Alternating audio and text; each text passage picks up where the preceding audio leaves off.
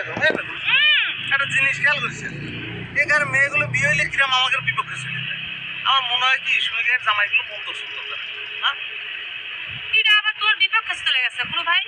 ওই যে নুপুর, সে তার ছোট ভাইয়ের বিপক্ষে যায়, শাবানার সঙ্গে তীব্র বিয়েটা হবে তাই নাই। বাকি সে সময় আমি উপস্থিত ছিলাম না, তাহলে এবারে কিন্তু হ্যাস রাস্তাটা হয়ে যেত না।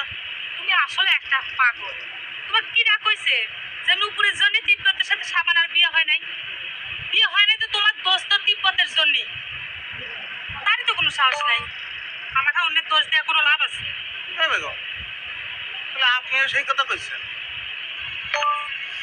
আমি উল্টো পাঞ্জাবালির কথা বিশ্বাস করলাম না। মানে সব নষ্টের করে ওই কাপুরুষ না, তার ব্যবস্থা করতেছি। বয়কট করলাম। আর শোনেন, তোতা নাকি জামাই মেলা করার দায়িত্ব নিচ্ছে, জানেন কিছু? আমার সব কথা জিজ্ঞাসা করবে না তো। আমি কথা জানবো কিরম করে? হ্যাঁ বেগম, হ্যাঁ বেগম, এই নেতা হইবার লাগলে তো সবকিছু জানার দরকার আছে। আপনি আমাকে নেতা না। আর যদি এসব ঘোরার টিমের কথা তুমি আমার কাছে কইছাও, আমি সব নেতাগিরির মধ্যে নেই।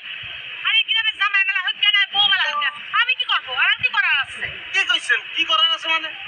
অনেক কিছু করার আছে। আপনি গেলে একবার হুকুম দিয়ে দেখেন, কি করে ফেলা দিয়ে আপনি চিন্তাও করতে পারবেন। আর তোতাবুর কুবা আমার এমনিতে মেলা রাখ। সে কত বড় কালপিট দিয়েছেন বেগম। কি কয় কয় যে কারো বিপদে কিন্তু আপনাকে সবচেয়ে ভালো লাগে। সেই জন্য এই কারো প্রেম সে সার্থক ব্যক্তি।